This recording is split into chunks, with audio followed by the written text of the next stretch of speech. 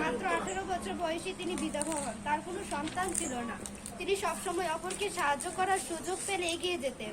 তাকে সকলে ডাকত গান্ধী বুড়ি বলে।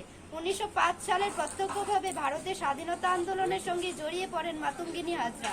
মতাদর্শের দিক থেকে তিনি ছিলেন গান্ধীবাদী নীতিতে বিশ্বাসী। লবণ আইন অমান্য করা তাকে গ্রেফতার করা হয়েছিল মাতঙ্গিনী হাজরাকে। যদিও তার প্রতিবাদ দমন করতে পারেনি, তাই অল্প সময় পরে মুক্তি পাওয়ার পরে কর মুকুবের দাবিতে প্রতিবাদ চালিয়ে যান তিনি, যার ফলে আবার তাকে কারারুদ্ধ করা হয়। এই সময় তিনি বহরমপুরের কারাগারে 6 মাস বন্দী ছিলেন। হিজলি বন্দি নিবাসেও বন্দী ছিলেন বেশ কিছুদিন। মুক্তি লাভের পর তিনি ভারতীয় জাতীয় কংগ্রেসের সক্রিয় সদস্যপদ লাভ করেন এবং নিজের হাতে চরকা কেটে খাদি কাপড় বানাতে শুরু করেন। ভারতবর্ষে ব্রিটিশ বিরোধী আন্দোলন আলাদা রূপ পেয়েছিল তখন।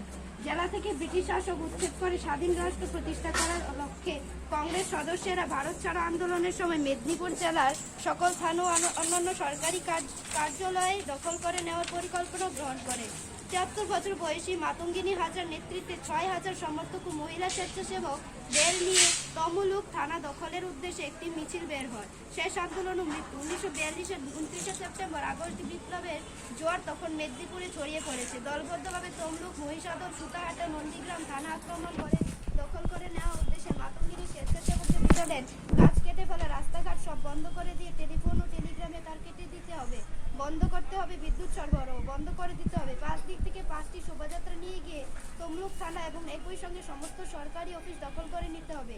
সেই পূর্ব পরিকল্পনা মতে 29 সেপ্টেম্বর 5টি দিক থেকে 5টি শোভাযাত্রা এগিয়ে চলল তমলুক অধিকার করতে। হাজার হাজার মেদিনীপুরবাসীর সমন্বয়ে জাতীয় পতাকা হাতে এবং ইংরেজ ভারত ছাড়ো কারেঙ্গিয়া মারেঙ্গে বন্দে মাতরম ধ্বনিতে এগিয়ে চলল শোভাযাত্রা।